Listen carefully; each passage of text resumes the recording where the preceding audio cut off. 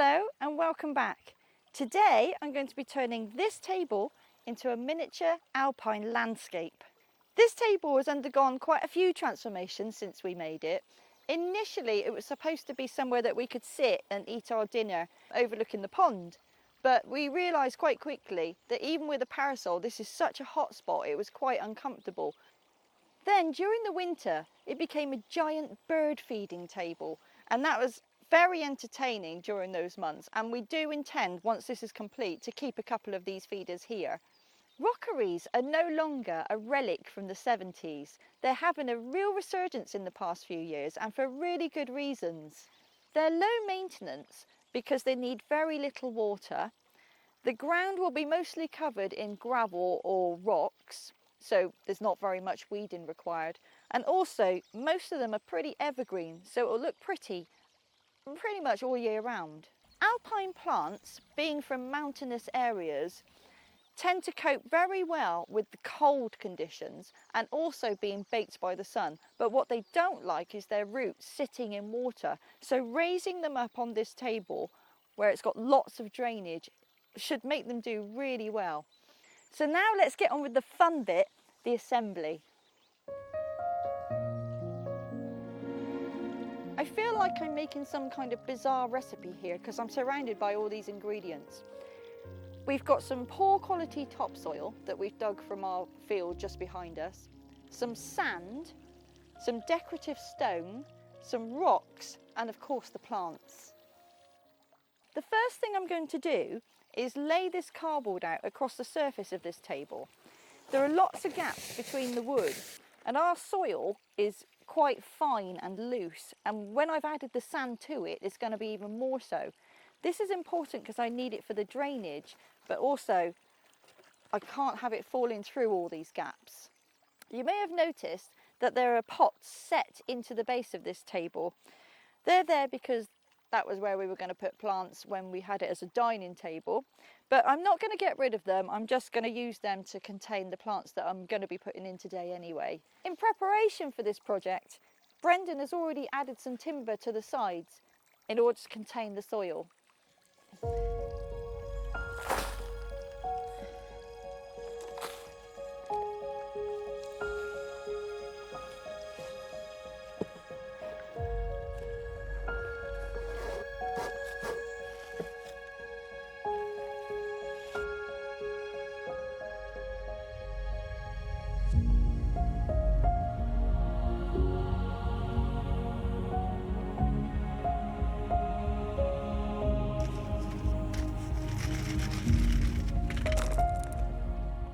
Don't know why we decided to do this on such a hot day. It is absolutely scorching, but what is really magical, and I don't know if the camera is picking it up, but there's all these willow seeds floating in the air, and it looks like just little tiny fairies everywhere. It's absolutely magical.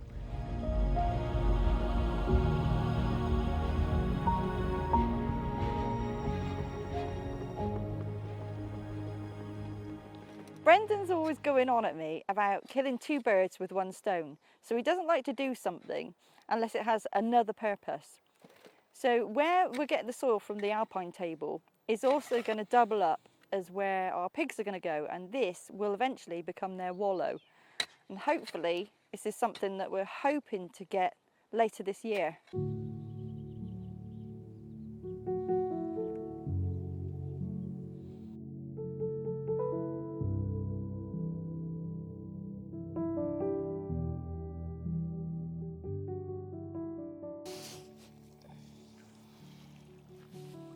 So now I'm adding the sand, and the reason for this is to improve the drainage even further.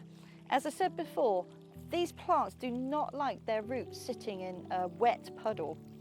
If I was to have clay soil, for instance, I would need a lot more sand and a lot more gravel. But as we've got quite sandy soil as it is, I don't have to add very much. So I'll just mix it in, and that'll be the perfect medium for them.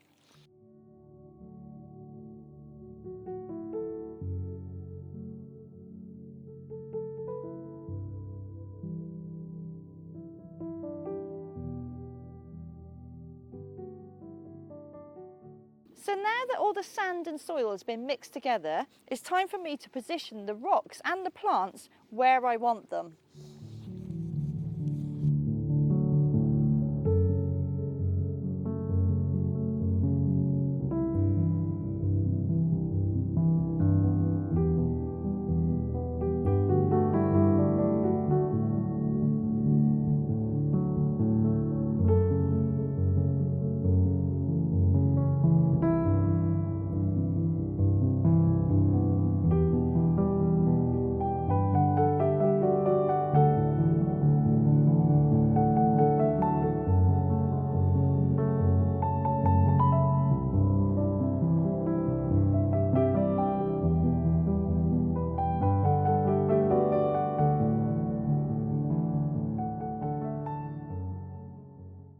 And now to place the plants.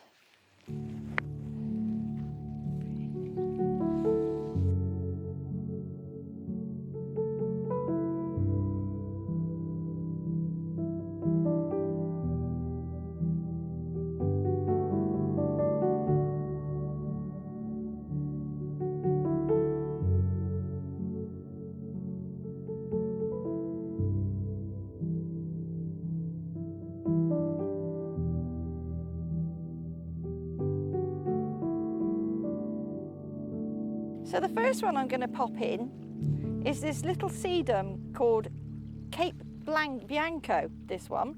Cape Blanco.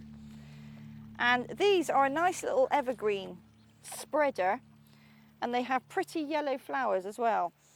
Again, evergreen, so that will give me this same silvery colour all year round.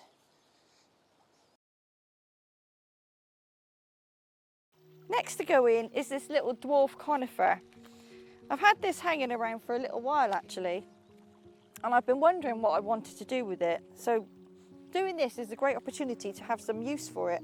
So I'm going to pop him in here, and what I like is it will provide a bit of height, because a lot of these are quite low growing.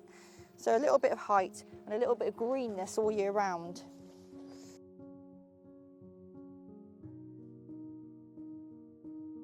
Now this is one I haven't bought recently. This is one I've had in my garden for a little while. It was next to the waterfall, but it was getting kind of swamped by all the grasses and everything. So I'm quite pleased to have the opportunity to pop it in here, and it will be very happy.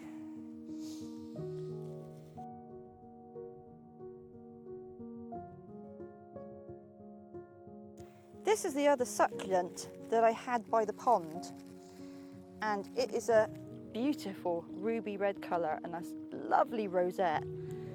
Again, this will be much happier in here. This lovely pink pom-pom is a sea thrift. Again, we've had this one for quite a while, and actually it was in exactly this position, and as it was so happy here, I am not inclined to move it, so I'm going to pop it out of its pot and put it straight into the one that's buried in the table.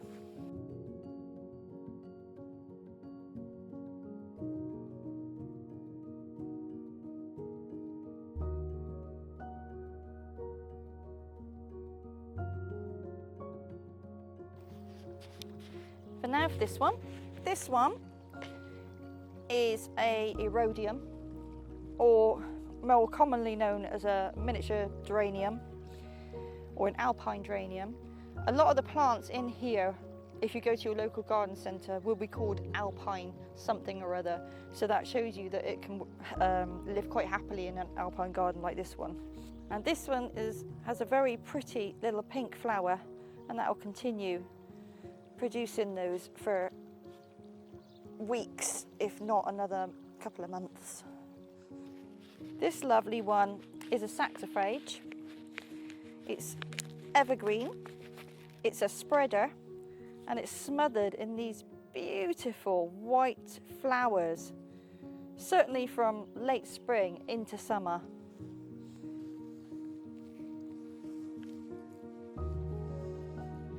This little one, a lot of people will have heard of. It's quite common. It's a campanula, and sometimes known as the bellflower, because it has very pretty little purpley blue bell-shaped flowers. and it will spread very nicely in here.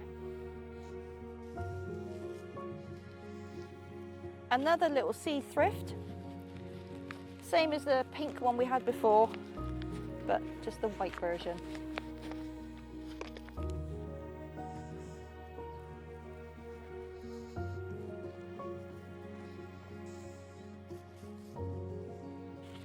And finally, not strictly an alpine, this is more of a Mediterranean plant, but it's a little tiny olive. This is just going to be its summer home, so I'm just going to pop it in its pot down into the soil here. It will love being baked by the sun. And then come the winter, I'll take it away from there and put it somewhere a bit more frost-free. Now I need to thoroughly water before I add my final ingredient.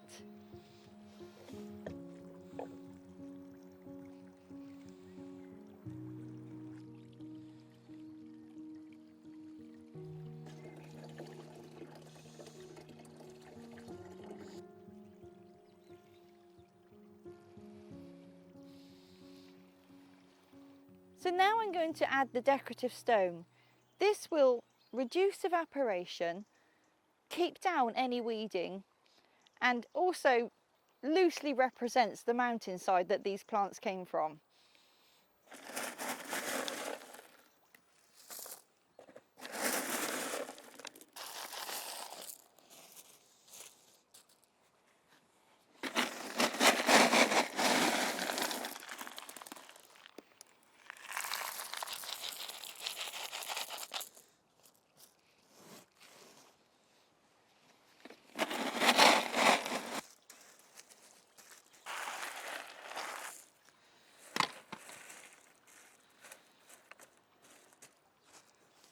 I hope this has inspired you to make an alpine garden.